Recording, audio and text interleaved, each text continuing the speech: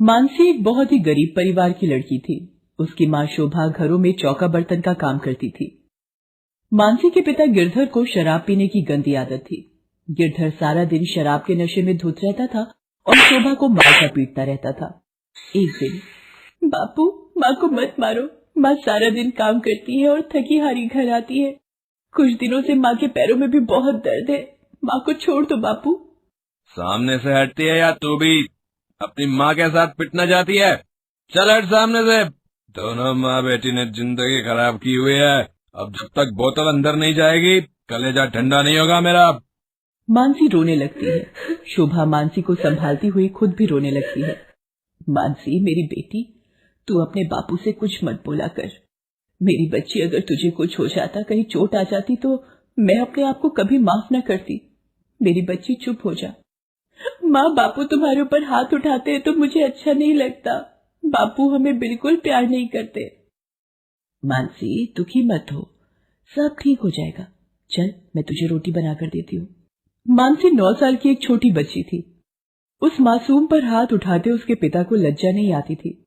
शोभा के पैरों में अब ज्यादा दर्द रहने लगा था। एक दिन, माँ, आप काम पर जाती हो, थक जाती हो, मैं पैसे कमाकर आपके लिए अच्छी सी दवाई ला दूंगी।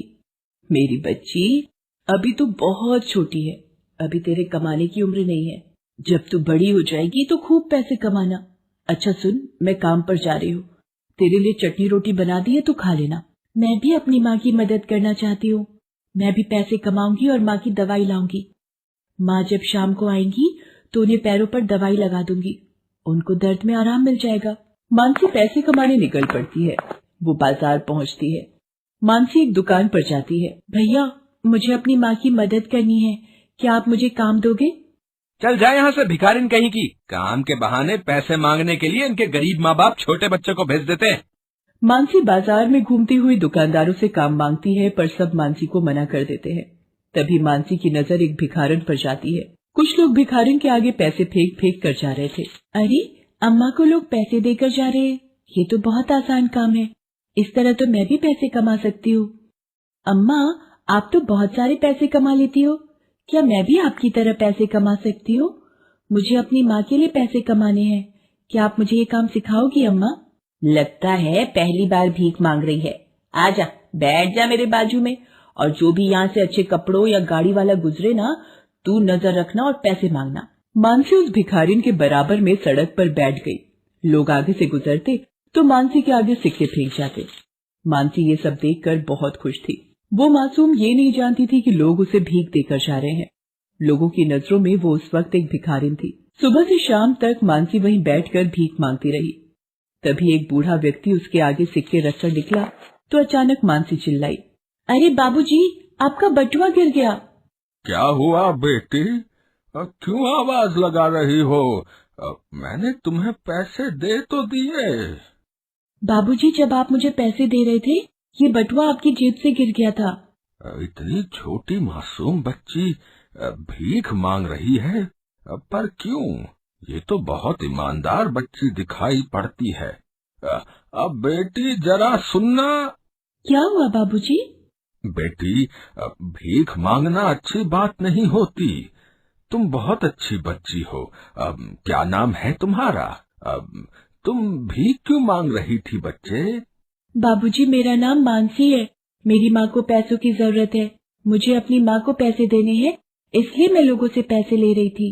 बेटी, अभी तुम्हारी पढ़ने लिखने की उम्र है। जब तुम बड़ी हो जाओगी तब हो पैसा कमाना है। तुम्हारा घर कहाँ है? चलो मैं तुम्हें घर छोड़ देता हूँ। तुमने मेरा बटुआ खोने से बचा लिया। अब मेरा भी कुछ फर्ज बनता है। अब मुझे तुम्हारे माता पिता से मिलना है। मानसी उन बूढ़े व्यक्ति को घर ले जाती है। तभी गिरधर शोभा से रुपए छीनकर गुस्से में घर से बाहर जा रहा था। वो गली के नुक्कड़ पर पहुंचा ही था कि ये तो बापू है। क्या हुआ बापू? माँ, बापू बेहोश हो गए। बाबूजी, ये मेरे बापू हैं, देखो ना मेरे बापू कैसे गिर गए। मानसी की आवाज सुनकर शोभा दौड़ती हुई आती है। क्या हुआ आपको? क्या हुआ? कुछ तो बोलो। मानसी के बापू, क्या हुआ? शोभा और मानसी रोने लगती है। मानसी के साथ आए बूढ़े व्यक्ति ने आस पड़ोस के लोगों से कहा, इन्हें जल्दी से उठाओ और अस्पताल ले चलो। सब मिलकर मानसी के पिता को अस्पताल ले गए। वहाँ डॉक्टर ने मानसी के पिता का चेकअप किया। देखिए, ये सब ज्यादा शराब पीने की वजह से हुआ है। अगर दोबारा शराब को हाथ भी लगाया तो इनकी जान को खतरा है। ये शराब बहुत बुरी आदत है। इसके नशे का शिकार होकर न जाने कितने घर बर्बाद हो गए। मैंने आपको पहचाना नहीं। आज आपकी वजह से हम समय पर हॉस्पिटल पहुंच पाए।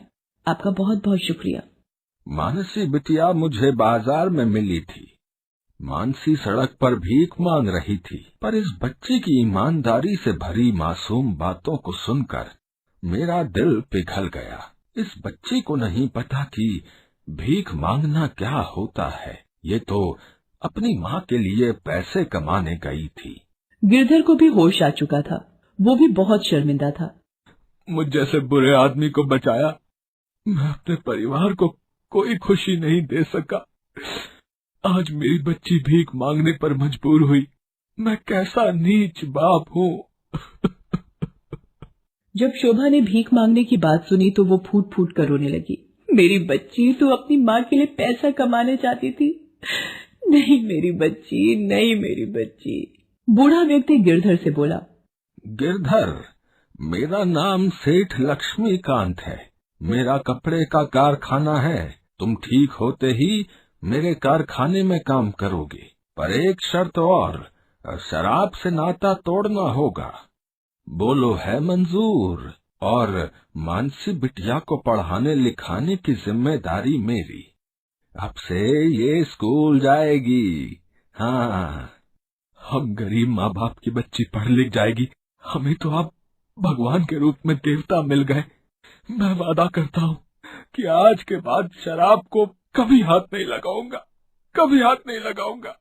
उस दिन के बाद गिरधर ने शराब की लत छोड़ दी। वो अब पूरी मेहनत के साथ सेठ लक्ष्मीकांत के कारखाने में नौकरी पर जाने लगा। मानसी अब अपने पिता में आए बदलाव को देखकर बहुत खुश थी। गरीब माँ बाप की बच्ची के जीवन को सेठ लक्ष्मीकांत की उदारता ने खुशियों से भर दिया था। Thanks for watching.